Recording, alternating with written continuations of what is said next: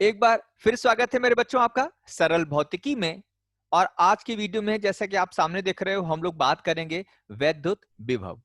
बच्चों वैद्युत विभव होता क्या है? जैसा कि आप सामने देख रहे हो कि वैद्युत विभव एक ऐसी भौतिक राशि है जो दो बिंदुओं के बीच आवेश के प्रवाह की दिशा बताती है। यानी दो बिंदुओं को आपस में जोड़ा जाएगा तो वो किस दिशा में आवेश को बहेंगे, उसके बीच में आवेश कहां बहेगा, ये इस वैद्युत विभव से ही देख के बताया जाता है।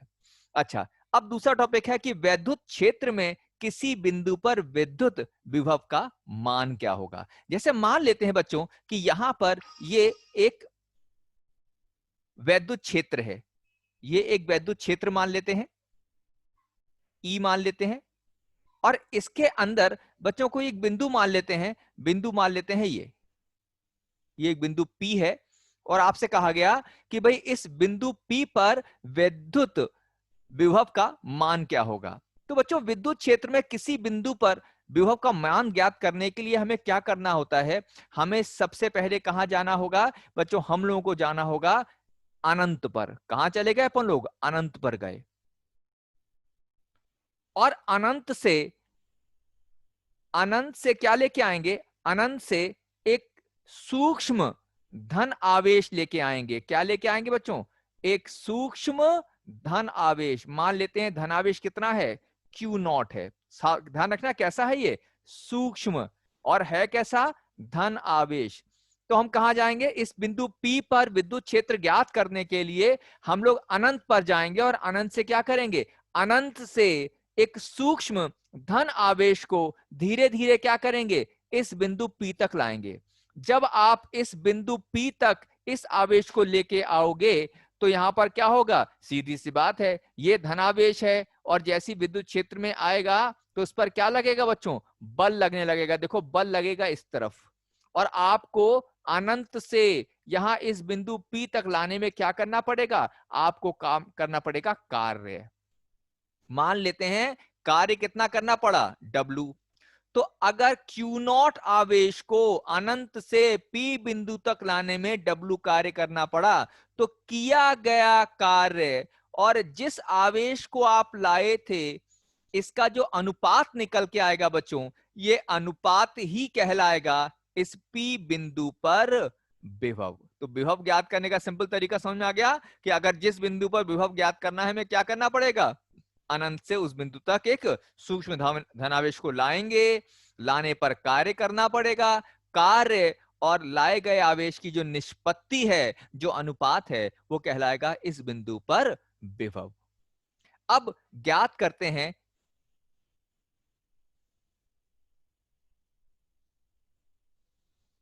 किसी नेक्स्ट पोर्शन पर किसी बिंदु आवेश से r दूरी पर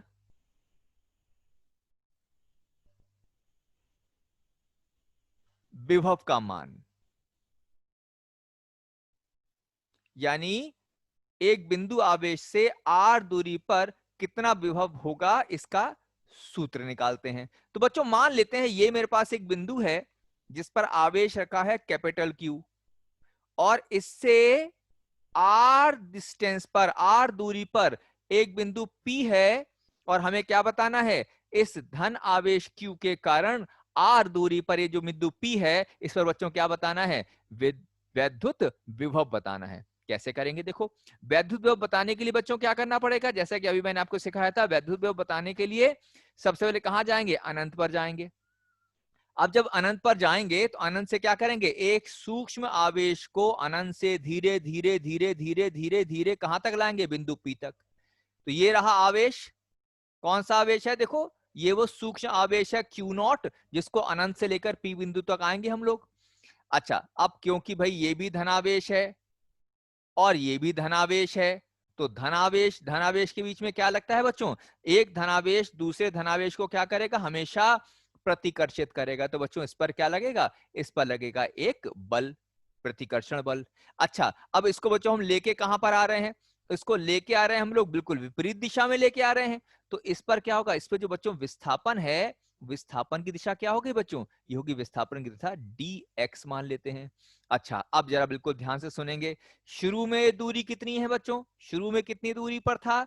शुरू में ये अनंत दूरी पर था देखो यहां पर ये आवेश कहां था? अनंत दूरी पर था। और जब ये बिंदु P पर पहुंच जाएगा तो इसकी यही दूरी कितनी रह जाएगी? r। अब निकालते हैं बिंदु आवेश Q0 को अनंत से बिंदु P तक लाने में किया गया कार्य। कार्य निकाल लेते हैं बच्चों। तो कार्य का सूत्र क्या होगा? कार्य का सूत्र समाकलन से निकाला जाएगा, F डॉट dx। ठीक है, और कहां से कहां तक निकाला? ये निकाला अपन लोगों ने अनंत से लेकर r तक बच्चों। अच्छा, अब आप ध्यान से देखो कि f में और dx में कितना कोण है? ये कोण कितना है बच्चों? देखो 180। तो ये अपने पास आ जाएगा f dx cos 180, है ना। डॉट प्रोडक्ट में cos आता है, कहां से? लिमिट है इंफिनिटी से r, और ये आ गया। अच्छा, ये तो गड़बड़ लिख दिया मैंने, सही कर देते जल्दी से इसको। अच्छा, फिर फर्दर अगर बात करें हम लोग यहां पर, तो यहां पर F का मान कितना होगा? अब लगाते हैं कूलाम का नियम। F का मान मतलब इस आवेश Q और इस आवेश के बीच का बल। मान लेते हैं किसी समय इसके बीच की दूरी बच्चों कितनी मान लेते हैं? इसके बीच की दूरी x मान लेते हैं, किसी समय इसकी दूरी x मान लें। ये आ जाएगा 1/4 pi epsilon naught Q not upon x square dx, और cos 180 बच्चों -1 हो गया। तो W इक्वल टी अगर बात करें तो समाकलन से नियतांक बाहर निकाल लेते हैं। कौन कौन बाहर आ जाएगा? Q बाहर आ जाएगा, Q0 बाहर आ जाएगा, 4 पाई एप्सिलॉन नॉट बाहर आ जाएगा, और एक माइनस चिन्ह भी बाहर आ जाएगा। समाकलन के अंदर क्या बचा बच्चों? ये बचा dx अपॉन एक्स स्क्वायर। कहां से कहां तक? इंफिनिटी से r तक। ठीक है बच्चों, तो ये आ गया माइनस का Q not upon 4 pi epsilon not. अच्छा, dx अपॉन एक्स स्क्वायर बच्चों, इसका जो समाकलन होता है ये आपको याद रखना है बच्चों कि कहीं पर भी dx अपॉन एक्स स्क्वायर अगर है तो बच्चों इसका समाकलन होता है माइनस का 1/x। ठीक है, तो यहां पर अगर मैं इसका मान लगा दूं बच्चों तो मान कितना हो जाएगा? देखो ये आ जाएगा अपने पास माइनस का 1/x। अच्छा, लिमिट है इंफिनिटी से r। लिमिट बच्चों कैसे लगाते हैं? लिमिट होगा Q0 4 पाई एप्सिलॉन नॉट, और लिमिट लगाने का तरीका होता है एक बार x की जगह r लगा देंगे और एक बार x जगह बच्चों इंफिनिटी लगा देंगे। तो माइनस का 1/r माइनस का 1/इंफिनिटी। ठीक है। अच्छा, अब इस कंडीशन में ध्यान से अगर देखो तो यहां पर इसको कैसे बोल सकते हैं? देखो तो यहां पर ये कितना आ जाएगा? देखो W इक्वल टू कितना आ गया अपने पास? माइनस का Q0 upon 4 pi epsilon not बच्चों, और यहां पर अगर देखोगे तो बचेगा माइनस का 1/r, क्योंकि ये जो 1/इंफिनिटी है बच्चों इसका मान कितना हो जाएगा? इसका मान तो 0 हो जाता है। तो ये सॉल्व होकर कितना आ गया? देखो माइनस और माइनस गुणा होकर प्लस हो गए, तो ये आ गया Q0 upon 4 pi epsilon not और 1/r। ठीक है, ये तो कार्य निकल गया बच्चों। अब हम क्या सीखेंगे? लेकिन हमने क्या सीखा था?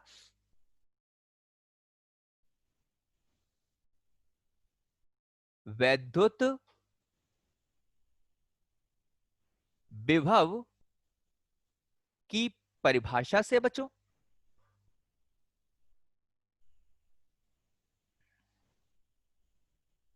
वैद्युत विभव की परिभाषा, परिभाषा सही लिख दूं, जरा गड़बड़ हो गया भाई ये तो।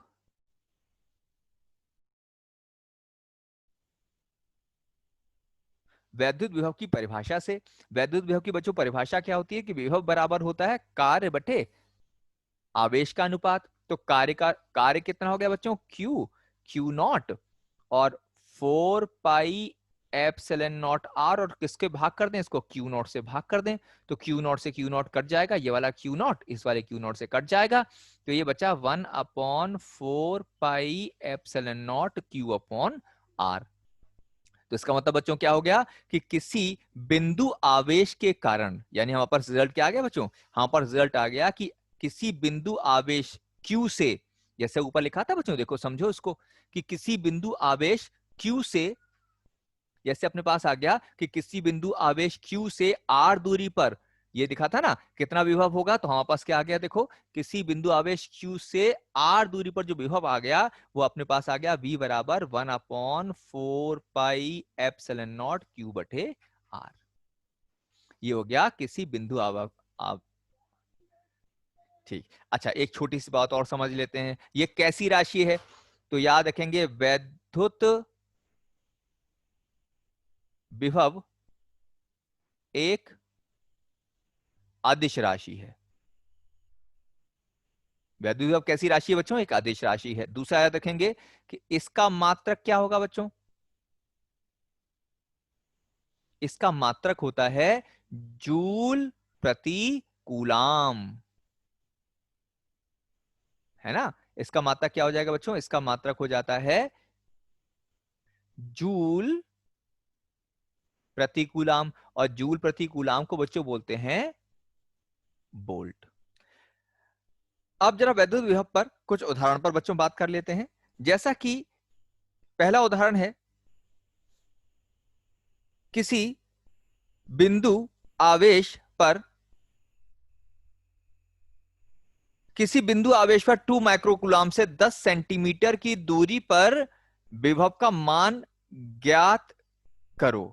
तो देखो ये क्यू आवेश हो गया बच्चों, इससे आर दूरी पर अगर बिंदु पी है, तो सूत्र हमारे पास क्या सीखा था, हम लोगों ने सूत्र सीखा था कि जो v अपने पास हो जाएगा बच्चों, वो v कितना हो जाएगा, v अपने पास आ जाएगा 1/4 pi epsilon naught Q upon R हो जाएगा। 1/4 पाई एप्सिलॉन नॉट, इसका पूरा मान कितना हो जाएगा बच्चों, ये आ गया 9 गुणा 10 की घात 9। क्यू आवेश का मान कितना हो जाएगा, 2 माइक्रोकूलाम, और आर का मान कितना हो जाएगा, 10 सेंटीमीटर।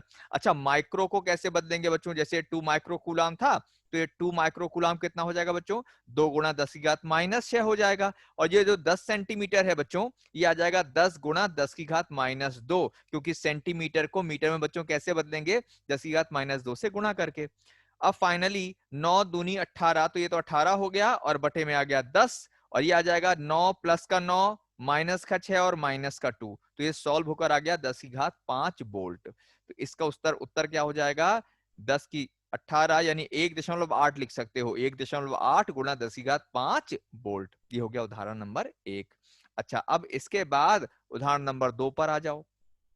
ये उदाहरण नंबर 2 अपने पास आ गया कि कोई बिंदु आवेश माइनस का 10 माइक्रोकूलाम है, और इससे 1 सेंटीमीटर की दूरी पर वैद्युत विभव का मान क्या होगा बच्चों। तो सीधी सी बात है, फिर से सूत्र लगा देंगे, 1/4 पाई एप्सिलॉन नॉट क्यू बटे आर।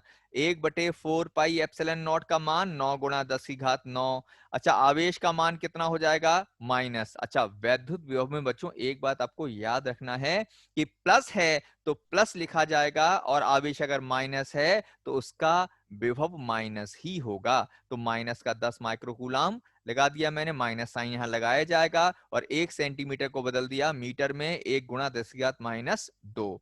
तो यहाँ पर 9 और 10 की गुणा हो गई 90, माइनस का 90 आ गया, और ये हो गया 10 की घात 9 माइनस का 6 और माइनस का 2। तो इन सारी घातों को अगर सॉल्व करोगे तो घातें सॉल्व करके आएगा 10 की घात 5। ठीक है बच्चों, उदाहरण नंबर 3 पर आ जाते हैं अपन लोग। उदाहरण नंबर 3 क्या दे रखा है, उदाहरण नंबर 3 दे रखा है कि दो आवेश हैं भाई, एक है प्लस का 2 माइक्रोकूलाम और दूसरा है माइनस का 10 माइक्रोकूलाम, और इसके बीच में कहीं पर बिंदु P है जो 2 माइक्रोकूलाम से 1 सेंटीमीटर की दूरी पर है, और माइनस के 10 माइक्रोकूलाम से 3 सेंटीमीटर की दूरी पर है। तो अपने को बताना है कि P बिंदु पर विभव कितना होगा, वैद्युत विभव का मान कितना होगा। तो P बिंदु पर विभव बच्चों, इस P बिंदु पर विभव कहां कहां से आएगा, एक तो इस A बिंदु से भी विभव पहुंचेगा, और एक इस B बिंदु से भी विभव पहुंचेगा। तो P पर पहुंचने वाली विभव बच्चों कितने हो गए? 2 हो गए, एक इसके कारण और एक B के कारण। तो ये VP का formula VA plus VB, A मतलब ये वाला विभव। ठीक है बच्चों, अब VA कितना हो गया? 1/4 पाई एप्सिलॉन नॉट QA बटे 1 सेंटीमीटर, क्योंकि ये दूरी कितनी है? 1 सेंटीमीटर है, A से P तक की दूरी। ठीक है बच्चों, और VB कितना हो गया? 1/4 पाई एप्सिलॉन नॉट QB और बटे 3 सेंटीमीटर। ठीक, अब यहां पर 9 गुणा 10 की घात 9 QA का मान कितना लगा दिया? 2 माइक्रोकूलम। 2 गुणा 10 की घात -6 माइक्रोकूलम, और 1 सेंटीमीटर 1 गुणा 10 की घात -2। अच्छा, 1/4 पाई एप्सिलॉन नॉट कितना हो जाएगा? 9 गुणा 10 की घात 9। अच्छा, QB कितना हो जाएगा? माइनस, जैसे मैं बता रहा था, ये हो जाएगा -10 गुणा 10 की घात -6 और 3 सेंटीमीटर यानी 3 गुणा 10 की घात -2। इसको आप सॉल्व करोगे बच्चों,